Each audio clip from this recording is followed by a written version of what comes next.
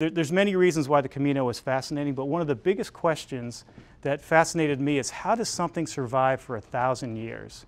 When you think about things in the world, there's not many things that are 1,000 years old. This path has survived for 1,000 years through civil wars, through religious wars, through world wars, through dictatorships, even through the Black Plague. This trail survived. So what is the secret to this trail? Why do people keep coming back to this trail? And I think the answer is actually relatively simple. So when you think about it, I think the trail is giving back to pilgrims more than it takes. 7 simple values that pilgrims are asked to live while they're on the Camino. And these 7 values, they struck a chord with me because they weren't particularly complex, they weren't religious. I thought these were really common sense, useful things that people everywhere could use, both in the workplace and elsewhere, and they had a deep impact on me. So for me, when I think about that question, what was it that the Camino gave me that paid me back more than the blood, sweat, and tears it took me to walk across Spain? This was a big part of it, and I thought that gift could help others, so that's why I wrote this book. And the reason I walked 24 miles in one day was because I screwed up in my planning. I had this great itinerary, and I somehow jammed 2 days into one, so I had to walk 24 miles in one day.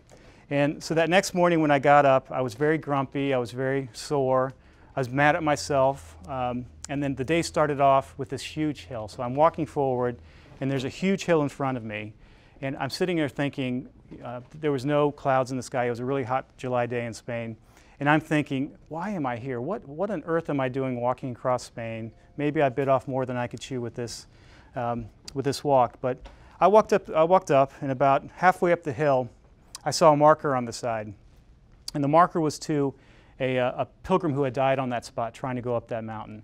And as I sat there, that marker had a big impact on me and helped me put my challenges into perspective. Because I realized that even though I was having a bad day on the Camino, I was on the Camino. And I loved being on the Camino. This town called Najera late, and it was 8 or 9 p.m.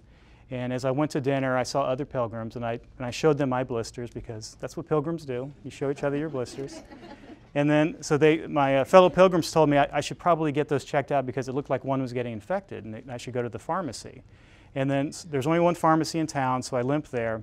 And when I got there, the doors closed, and there was a close sign on, but there was an older man in there cleaning up. And I didn't knock on the door, but he walked to the door when he saw me. He cracked the door open, and he just said one word. He said, "Peregrino," and that's the Spanish word for pilgrim. And I said, "Yes." And then I pointed to my blister as a way to tell him why I was there. He said, "Un momento." He opened the door, and he pushed a button on a call box right by the door. And about 5–10 minutes later, a very irritated pharmacist showed up in a white jacket, and she asked me, the question she asked me made me think that she thought I needed heart medication or something life-threatening. When I told her it was a blister, she was not happy. She chewed out the old man, but she gave it to me, and the old man kind of blamed the language problem, saying, I didn't understand the American. But he, as he walked me to the door, he grabbed my hand, shook my hand, smiled, and with a conspiratorial wink said, "Buen Camino." He wished me well, have a good walk. So that man knew exactly what he was doing. He knew he was going to get chewed out, but he saw a stranger in need, and he decided to be the kind stranger. It became this huge optimization problem for me. I tried to balance each day to get as close to 15 miles without going over or under. And then by the end of it, I had a huge spreadsheet because when I went to business school at Wharton, I had to take this class called linear programming. It's about building optimization models, and it was never useful in the real world, but I finally had a chance to use it. So by God, I did, and I made this huge spreadsheet with the perfect route, all the right distances, and I was very proud of myself. And then a couple days before I left, I figured I probably should have a map with me too, so I looked on Amazon, and I found a book that had pretty good maps in it, and I said, "Hey, I'm going to buy that." And Amazon told me, "You've already bought that." And I realized that earlier when I was looking for trails to do, I'd bought this book, but I never read it. So I found it, and I looked to the first page, and the first day of the walk was pretty much what I had done. So by doing this massive spreadsheet, I had recreated what this book had done. And which I wasn't feeling the spirit of those who had come before me, because if I were smart, I would have realized that if people have been walking this trail for 1,000 years, someone probably came up with a pretty good route. I appreciate those who walk with you today, and the leadership lesson from that. We walk with a lot of people, and it's very important for us as leaders to look for the most vulnerable among those, because that poor little dog couldn't stop walking, couldn't complain, couldn't raise its voice to say that this wasn't a good thing, but I could. And I felt that moral obligation to speak up and take action.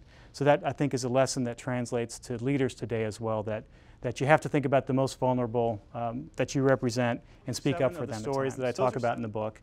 But the book itself is not just a book about Camino stories, as wonderful as those are, and they're not just my own stories. So I interviewed over 100 other pilgrims from 16 countries, and they shared their wonderful Camino stories with me, and I was able to include many of those in the book. But the real reason I wrote the book was to translate these lessons that I learned, these 7 values plus other lessons I learned, to people who either haven't walked the Camino, may never walk the Camino, or who can just use these lessons in their everyday work life and other places. So as I did that, I look to hear feedback from all of you if I've done a good job of talking about this, but I'll read a few of the early reviews that talk about that. So the former chief operating officer of Microsoft said, "In the Camino way, Victor shares lessons from an extraordinary experience that can help other leaders in their everyday work. I strongly recommend it." An assistant professor of leadership and organizational behavior from Harvard Business School said, "A 1,000-year-old hiking trail across Spain is a uniquely interesting setting for a book on leadership. It's a great read with valuable lessons for anyone looking to become a better leader, professionally and personally." And then the last one I'll read is from the former head of the General Services Administration. He says, "Prince draws you in with the opportunity to walk the Camino vicariously with him, all the experiences and none of the blisters. This entertaining book is a combination of a travel guide and an invaluable set of lessons for success in life at home and at work." So as I read this, a lot of the feedback I get from people is they're motivated to walk the Camino, and hopefully, I hope some of you, if you haven't walked the Camino, you're now a bit more interested, because I firmly believe that every time someone takes a step on the Camino, the world is made a slightly better place, because people meet each other from different countries and they build relationships that I think that help everyone. So if the book or other things do inspire you to walk the Camino, I hope that I can be the first one to wish you the greeting that all pilgrims say to each other, Buen Camino. Thank you. Thank you.